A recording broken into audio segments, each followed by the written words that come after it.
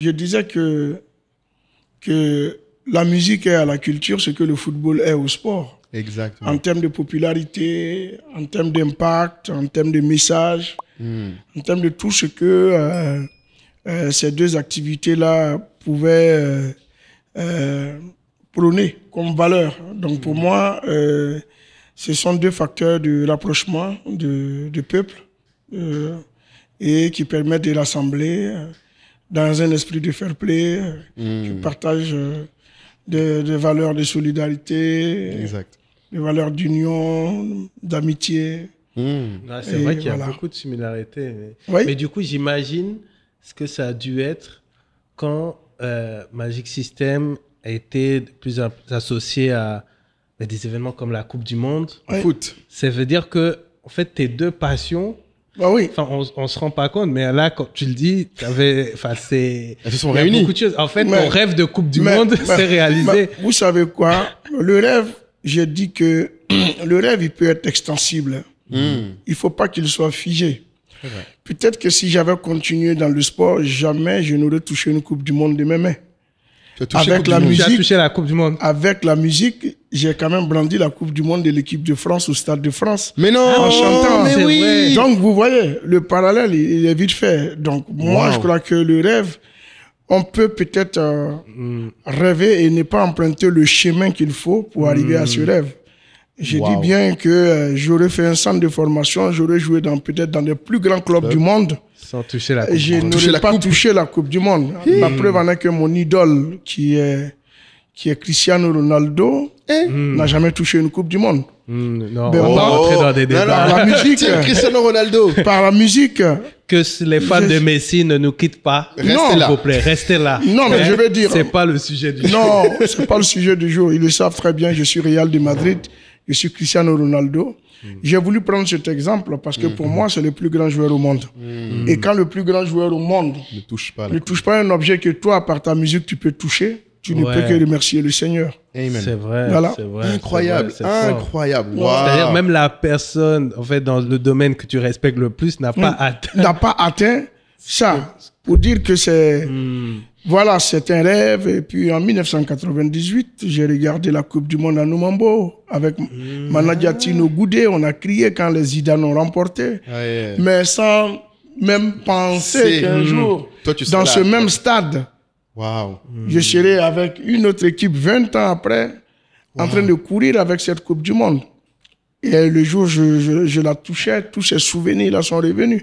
Donc de 98 à 2018, ça a pu faire du chemin et ça a réalisé quelque chose qui était 20 ans après, c'est le impensable. moment, comme il dit. Voilà. 20 ans. Non, mais c'est tellement de leçons parce que les gens ont tendance à s'accrocher à leur plan à tout prix et se dire si j'arrive pas, j'arrive pas, mais on peut réaliser ses rêves par d'autres chemins. Oui, mais le plan, c'est comme ça. Souvent, tu prends un chemin. Il y a un adage qui dit que tous les chemins mènent à Rome. À Rome, exactement. Tu prends un chemin et tu crois que c'est forcément par ce chemin-là qu'il faut passer pour y arriver. Et après, tu te rends compte que non, dans ta trajectoire, il a fallu avoir une escale ou une étape.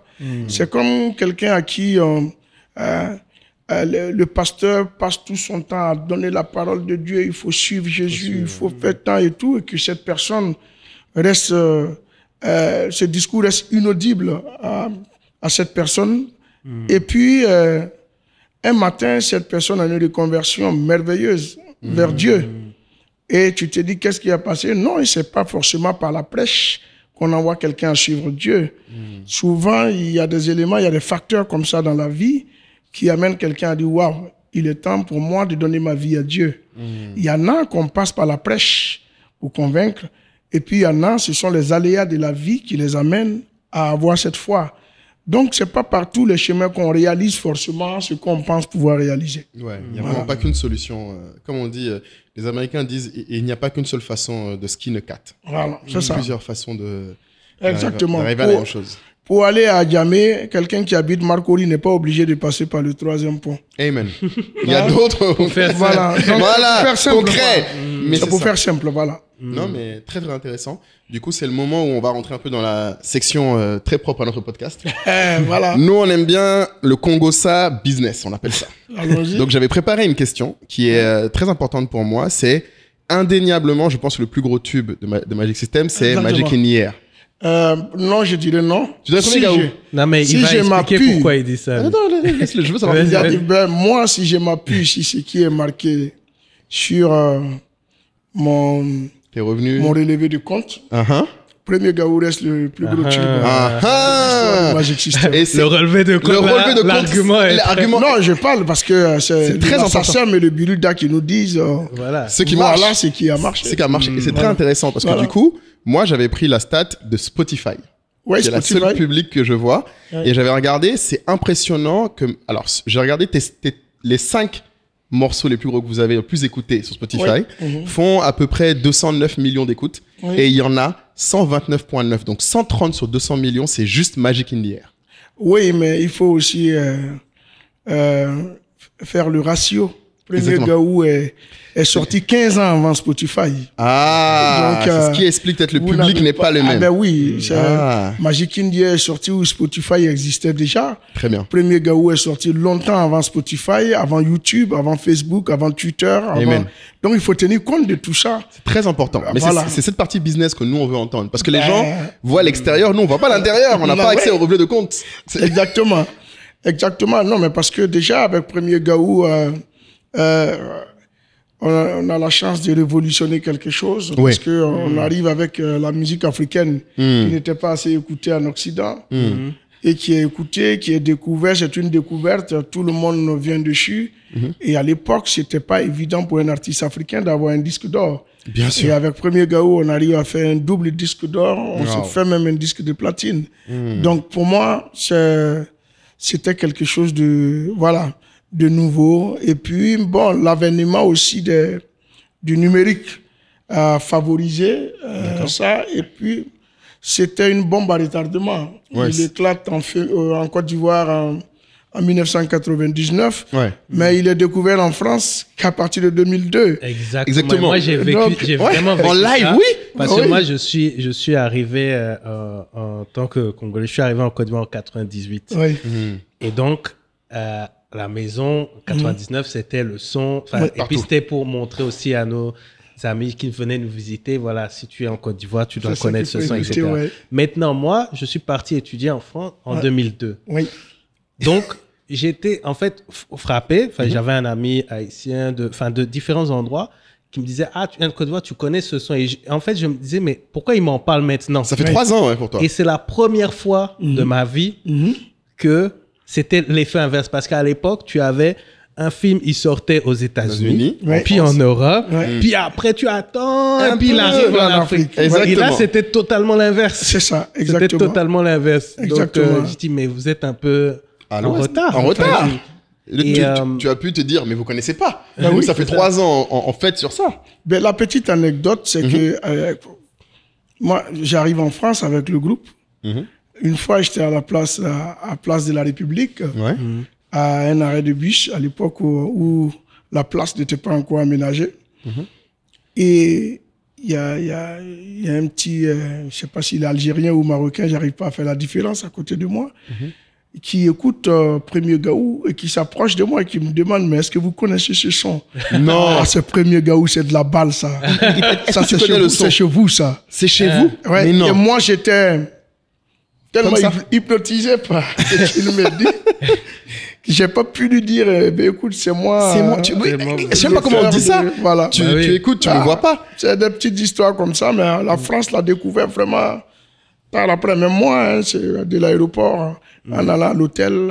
À l'époque, j'habitais pas encore en permanence en France. Je n'étais pas encore résident français.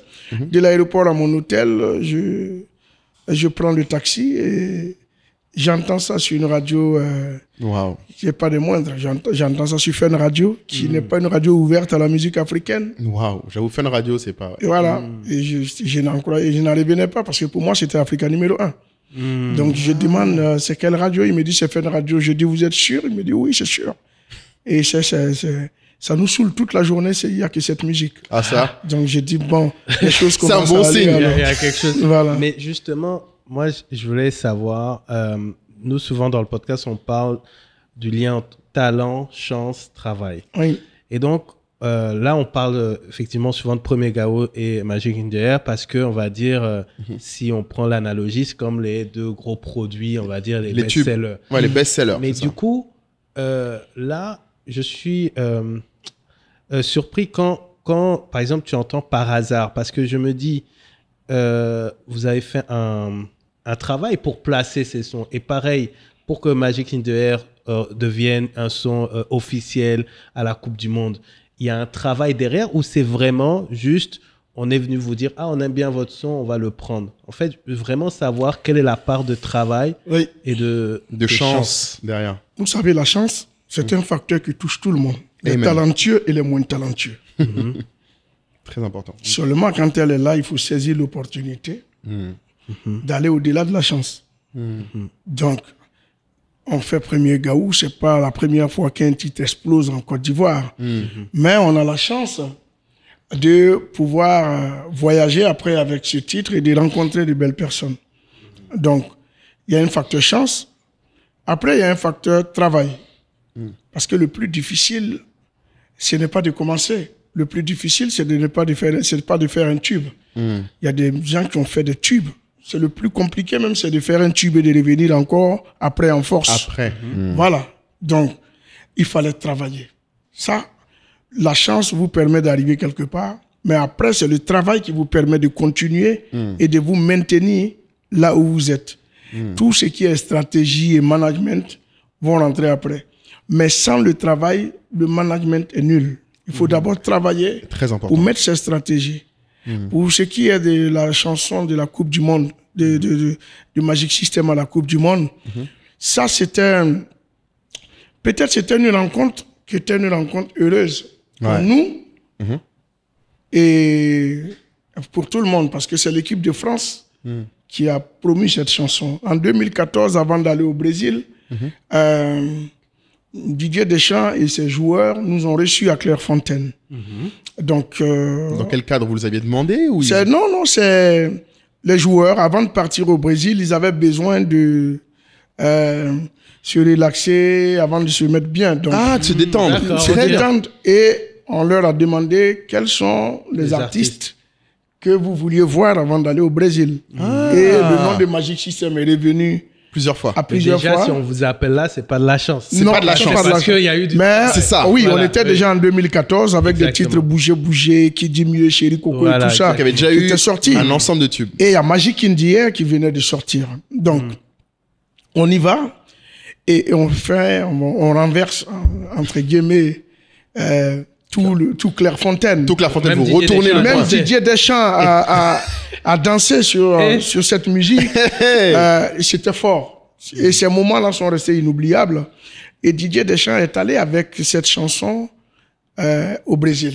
La France a fait une belle Coupe du Monde parce qu'elle sort en quart de finale. Elle revient. Et à l'Euro 2016,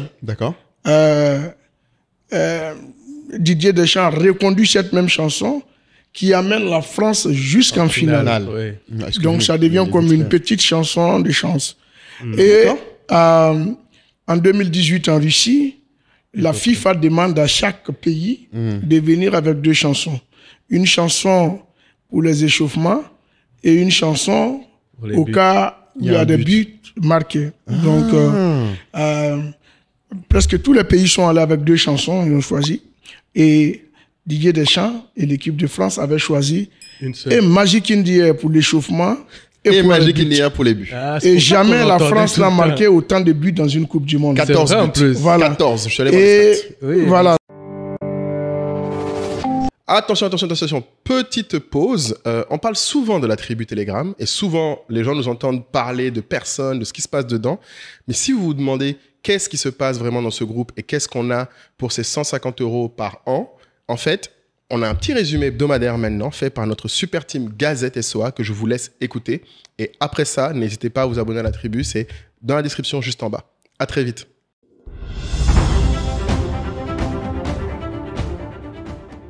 Hello! Cette semaine dans Inside SOA Tribe, retour sur l'épisode 80 avec Steve Betty qui nous parle de l'écosystème des startups en Côte d'Ivoire. Dans les discussions, quels sont les différents types de business autour des matières premières avec l'exemple de la banane et petit cours sur la monnaie pour comprendre les banques communautaires. Dans la rubrique Sharing is Caring, les secrets du financement de l'industrie créative que l'on découvre grâce au podcast Tomka, quelles sont les 10 plus grandes entreprises transformatrices de cacao en Côte d'Ivoire et petit retour sur la discussion entre Bill Gates, Mo Ibrahim et Aliko Dangote sur le futur de l'Afrique. En Congosa Business cette semaine, la Société Générale s'apprête à céder ses filiales de Côte d'Ivoire après avoir cédé celle du Maroc.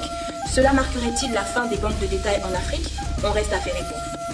Dans l'actualité de la tribu, Edith Bleu a fait un shout-out monumental à Sylvie sur son business d'élevage d'escargots, que vous retrouverez sur LinkedIn et Facebook.